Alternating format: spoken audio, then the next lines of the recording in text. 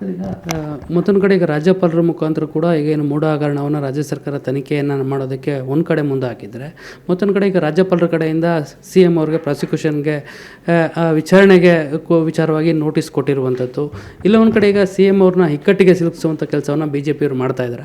ಇಕ್ಕಟ್ಟಿಗೆ ಸಿಗಿಸ್ಬೇಕು ಅಂತ BJPಯವರು ಮಾಡ್ತಾ ಇರ್ತಕ್ಕಂಥದ್ದು ನಿಜಾನೇ.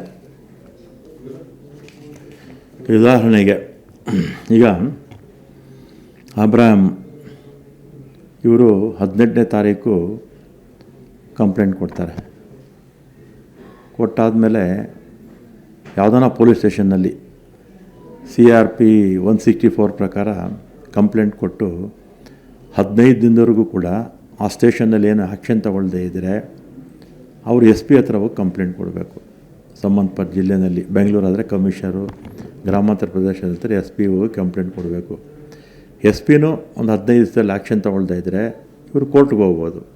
ಕೋರ್ಟ್ಗೆ ಹೋಗ್ಬಿಟ್ಟು ಕೋರ್ಟ್ ಡೈರೆಕ್ಷನ್ನಲ್ಲಿ ತನಿಖೆ ಮಾಡೋದಕ್ಕೆ ಅವಕಾಶ ಇರುತ್ತೆ. ಆದರೆ ಇದು ಯಾವುದೂ ಕೂಡ ಮಾಡಿಲ್ಲ.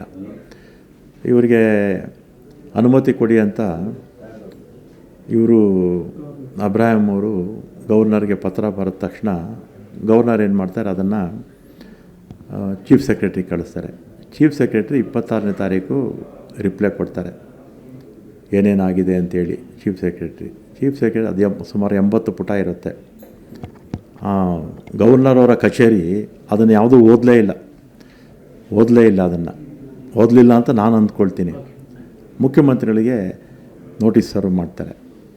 ನಾವು ಸರ್ಕಾರ ಕೊಟ್ಟಿರ್ತಕ್ಕಂಥ ರಿಪ್ಲೈನ ಓದಿದರೆ ಗವರ್ನರ್ ಆಫೀಸಿಂದ ನೋಟಿಸೇ ಬರ್ತಿರಲಿಲ್ಲ. ನೋಡದೆ ಮಾಡಿರ್ತಕ್ಕಂಥದ್ದು ಇದು.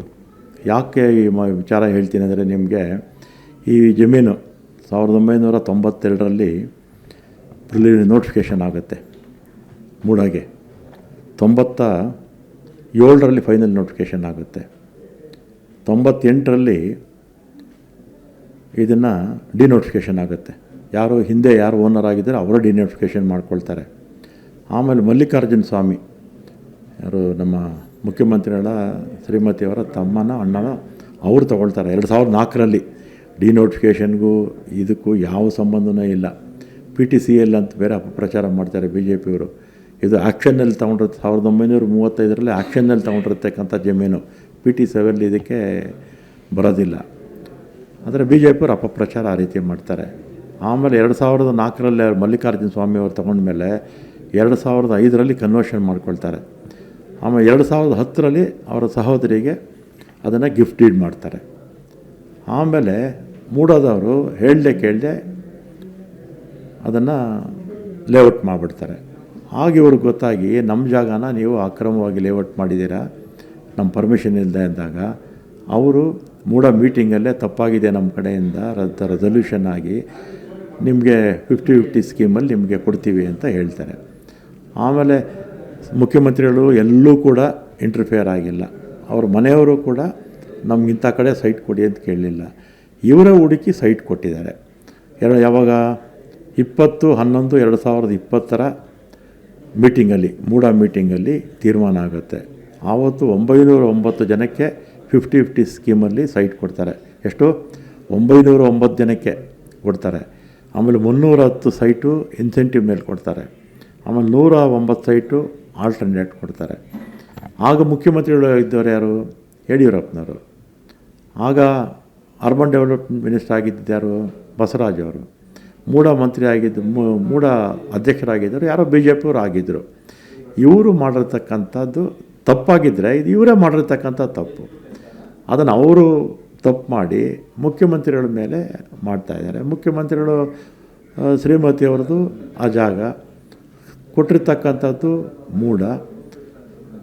ಏನಾದರೂ ತಪ್ಪಾಗಿದ್ದರೆ ಆಗ ಯಾರು ಸಂಬಂಧಪಟ್ಟ ಮಂತ್ರಿಗಳಿದ್ದಾರೆ, ಮುಖ್ಯಮಂತ್ರಿಗಳಿದ್ದಾರೆ ಅಥವಾ ಮೂಡ ಅಧ್ಯಕ್ಷರಿದ್ದಾರೆ, ಅವ್ರದ್ದೇ ತಪ್ಪು ಹೊರತು ಮುಖ್ಯಮಂತ್ರಿಗಳ ಶ್ರೀಮತಿಯವ್ರದ್ದೇನಲ್ಲ. ಆದರೆ ರಾಜಕೀಯವಾಗಿ ವಿರೋಧ ಮಾಡೋದಕ್ಕೆ BJPಯವರು ಇದನ್ನು ಕೂಡ ಮಾಡ್ತಾಯಿದ್ದಾರೆ. ಮೂಡಾದಲ್ಲಿ ಬರೀ ಇದನ್ನೆಲ್ಲ ಕೂಡ ನಾನು ಆಗಲೇ ಒಂದು ಹೇಳಿದೆ ನಿಮಗೆ, ಇದನ್ನೆಲ್ಲ ಕೂಡ ಗವರ್ನರ್ ಅವರ ಕಚೇರಿನಲ್ಲಿ ಓದಿದರೆ ನೋಟಿಸೇ ಕೊಡ್ತಿರಲ್ಲ ಮುಖ್ಯಮಂತ್ರಿಗಳಿಗೆ. ಅವರು ಯಾವ ಒತ್ತಡದಿಂದ ಇದು ನಮ್ಮ ರಾಜ್ಯಪಾಲರ ಕಚೇರಿಯಿಂದ ಏನು ಒತ್ತಡ ಇತ್ತು ಕೇಂದ್ರದ್ದು ಏನೋ ಗೊತ್ತಿಲ್ಲ, ಕೊಟ್ಟಿರೋದಂತೂ ಈಗ ಶುದ್ಧ ತಪ್ಪು. ಕೇಂದ್ರ ಸರ್ಕಾರದ ನೆರಳಿನಂತೆ ಈಗ ಗವರ್ನರ್ ನಡೆದುಕೊಳ್ತಾ ಇದ್ದಾರೆ. ಅದು ಭಾಳ ರಾಜ್ಯಗಳ ನಡೀತಾ ಇದೆ. ಈಗ ತಮಿಳ್ನಾಡಲ್ಲಿ ಆ ತಮಿಳ್ನಾಡು ಸರ್ಕಾರಕ್ಕೂ ಗವರ್ನರ್ ಮೇಲೆ ಕೇಸ್ ಹಾಕ್ತಾನೇ ಇರ್ತಾರೆ. ಸುಪ್ರೀಂ ಕೋರ್ಟ್ವರೆಗೂ ಹೋಗಿದ್ದಾರೆ. ಅದೇ ರೀತಿ ವೆಸ್ಟ್ ಬೆಂಗಾಲಲ್ಲೂ ಕೂಡ ನಡೀತಾ ಇದೆ, ಕೇರಳದಲ್ಲೂ ಕೂಡ ನಡೀತಾ ಇದೆ. ಹಿಂದೆ ಎಲ್ಲ ಈ ರೀತಿ ಇರಲಿಲ್ಲ. BJP ಸರ್ಕಾರ 10 ವರ್ಷದಿಂದ ಅಧಿಕಾರಕ್ಕೆ ಬಂದ ಮೇಲೆ ಆಮೇಲೆ ದೆಹಲಿನಲ್ಲಿ ಕೇಜ್ರಿವಾಲ್ ಅವ್ರಿಗೆ ಆಡಳಿತ ಮಾಡೋಕ್ಕೆ ಬಿಡೋದಿಲ್ಲ. ಈ ರೀತಿ ಎಲ್ಲೆಲ್ಲಿ ವಿಪಕ್ಷ ಸರ್ಕಾರಗಳಿದೆಯೋ ಅಲ್ಲೆಲ್ಲ ಕೂಡ ಗವರ್ನರ್ ಅವ್ರನ್ನ ಆಫೀಸ್ನ ಬಳಸ್ಕೊಂಡು ರಾಜಕೀಯ ಮಾಡ್ತಾಯಿದ್ದಾರೆ. ಇಲ್ಲೂ ಕೂಡ ಅದೇ ರಾಜಕೀಯ ಮಾಡ್ತಾಯಿದ್ದಾರೆ ಅಷ್ಟೇ. ಸರ್, ಈಗ ಮೂಡಾದಲ್ಲಿ ಈಗ CM ಸಿದ್ದರಾಮಯ್ಯನವರು ಕಾಂಗ್ರೆಸ್ನವರು ಮಾತ್ರ ಸೈಟ್ಗಳು ತೆಗೆದುಕೊಂಡಿರುವಂಥದ್ದು ಅಥವಾ JDSನವರು ಮತ್ತು BJP ಕಾಲದಲ್ಲಿ ಯಾರೂ ತಗೊಂಡಿಲ್ವಾ? ಮುಖ್ಯಮಂತ್ರಿಗಳು ತಗೊಂಡಿಲ್ಲ. ಮುಖ್ಯಮಂತ್ರಿಗಳ ಶ್ರೀಮತಿಯವ್ರದ್ದು 3 ಎಕರೆ 19 ಗುಂಟೆ ಇತ್ತು. ಅದನ್ನು ಅಕ್ರಮವಾಗಿ ಅವರು ಮೂಡಾದವರು ಲೇಔಟ್ ಮಾಡಿಕೊಂಡ್ರು. ಅದಕ್ಕೆ ಪರಿಹಾರವಾಗಿ ಅವರು ಸೈಟ್ ಕೊಟ್ಟಿದ್ದಾರೆ. ಇದರಲ್ಲಿ ಮುಖ್ಯಮಂತ್ರಿಗಳ ಪಾತ್ರ ಏನೂ ಇಲ್ಲ. ಏನೇ ತಪ್ಪು ಮಾಡಿದ್ದು ತಪ್ಪು ಅಂತ ಇವ್ರು ಹೇಳ್ತಾರಲ್ಲ BJP ಅವರು, ತಪ್ಪು ಮಾಡಿದರೆ ಆಗಿನ ಮುಖ್ಯಮಂತ್ರಿಗಳು, ಆಗಿನ UD ಮಂತ್ರಿ, ಆಗಿನ ಮೂಡ ಅಧ್ಯಕ್ಷರ ಮೇಲೆ ಕ್ರಮ ತಗೊಳ್ಳಿ.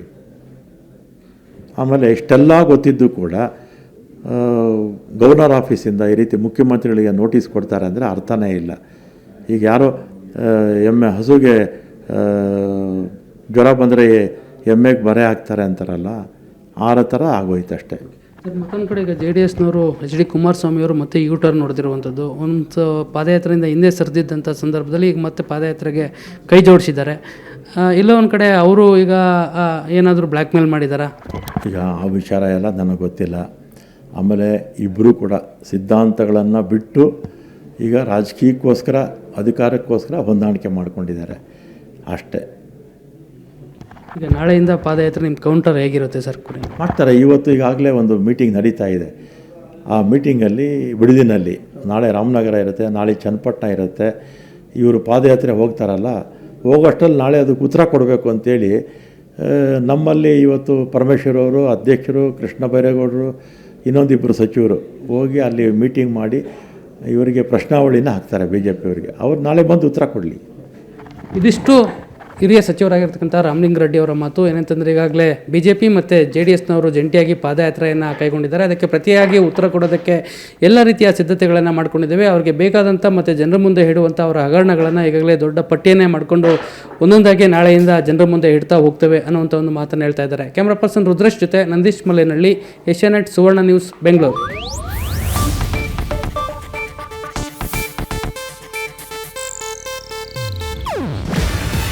ಇದು ಏಷ್ಯಾನೆಟ್ ನ್ಯೂಸ್ ನೆಟ್ವರ್ಕ್ ಪ್ರಸ್ತುತಿ.